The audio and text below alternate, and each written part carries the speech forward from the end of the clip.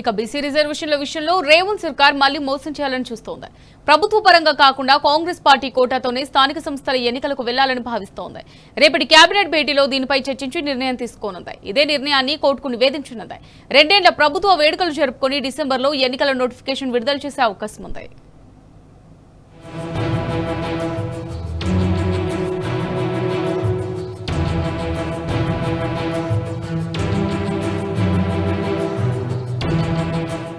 బీసీలను మళ్లీ మోసం చేసేందుకు కాంగ్రెస్ సర్కార్ సిద్ధమవుతోంది. ప్రభుత్వ పరంగా 42% బీసీ రిజర్వేషన్లను పక్కనబెట్టి పార్టీ పరమైన రిజర్వేషన్లతోనే స్థానిక సంస్థల ఎన్నికలకు వెళ్లాలని రేవంత్ ప్రభుత్వం నిర్ణయించినట్టు సమాచారం. అయితే 50% మించి రిజర్వేషన్ల అమలుకు కోర్టు అంగీకరించకపోవడంతో పాత పద్ధతి ప్రకారమే ముందుకెళ్లాలని అనుకున్నట్టు తెలిసింది. 57వసారి శనివారం ఢిల్లీ వెళ్లిన సీఎం రేవంత్ రెడ్డి పార్టీ పరమైన రిజర్వేషన్ల ప్రతిపాదనను కాంగ్రెస్ అధిష్టానం ముందు పెట్టగా గ్రీన్ సిగ్నల్ ఇచ్చినట్టు సమాచారం. ఇందుకు అనుగుణంగా డిసెంబర్ తొలివారంలో స్థానిక ఎన్నికల షెడ్యూల్ విడుదలకు అవసరమైన అన్ని ఏర్పాట్లు చేయాలని సీఎం అధికారులకు మౌఖిక ఆదేశాలు ఇచ్చినట్టు తెలుసు. రాష్ట్రంలో కాంగ్రెస్ అధికారంలోకి వచ్చి డిసెంబర్ 7తో 2 ఏళ్లు పూర్తి కానున్నాయి.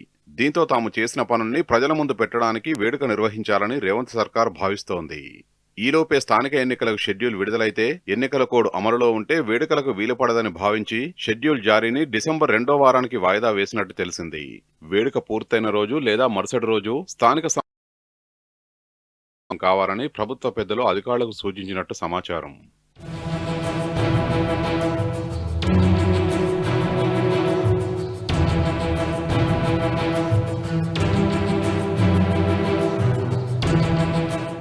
స్థానిక ఎన్నికల నిర్వహణపై ఈ నెల 24లోగా స్పష్టమైన నిర్ణయం చెప్పాలని రాష్ట్ర ప్రభుత్వాన్ని హైకోర్టు ఆదేశించిన నేపథ్యంలో ఆలోపే ఎన్నికల షెడ్యూల్ జారీకి సిద్ధమైనట్టుగా కోర్టుకు చెప్పాలని రేవంత్ సర్కారు తొలుత భావించింది.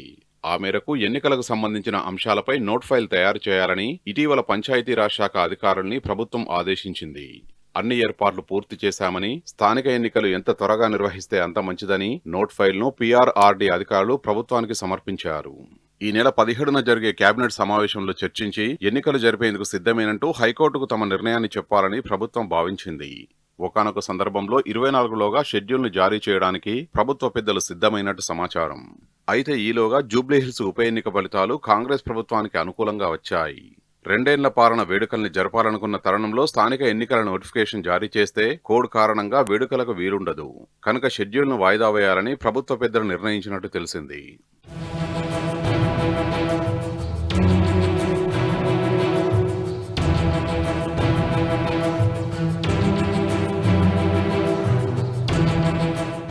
రాష్ట్రంలోని స్థానిక సంస్థల ఎన్నికల నిర్వహణకు ఢిల్లీలోని కాంగ్రెస్ అధిష్టానం ఆమోదం తెలిపినట్టు తెలిసింది. ఢిల్లీ పర్యటనలో ఉన్న సీఎం రేవంత్ రెడ్డి పంచాయతీ ఎన్నికల అంశాన్ని అధిష్టానం దృష్టికి తీసుకెళ్లగా ముందుకు వెళ్లండని చెప్పినట్టు సమాచారం.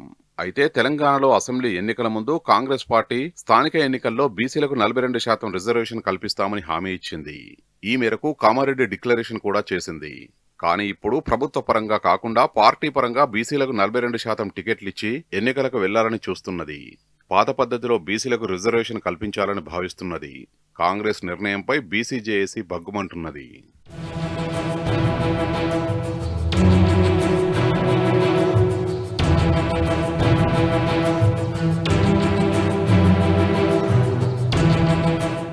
రేపు మధ్యాహ్నం సచివాలయంలో రాష్ట్ర కేబినెట్ భేటీ కానున్నది. ఈ మేరకు సీఎస్ రామకృష్ణారావు ఉత్తర్వులు జారీ చేశారు. ఈ భేటీలో స్థానిక సంస్థల ఎన్నికలే ప్రధాన ఎజెండాగా చర్చ జరగనున్నది. ఇప్పటికే స్థానిక సంస్థల ఎన్నికలకు సంబంధించి ప్రభుత్వంపై హైకోర్టు సీరియస్ అయింది. ఈ నేపథ్యంలో ఎలక్షన్లపై ఎలా ముందుకు వెళ్లాలనే అంశంపై ఈ భేటీలో చర్చించనున్నారు.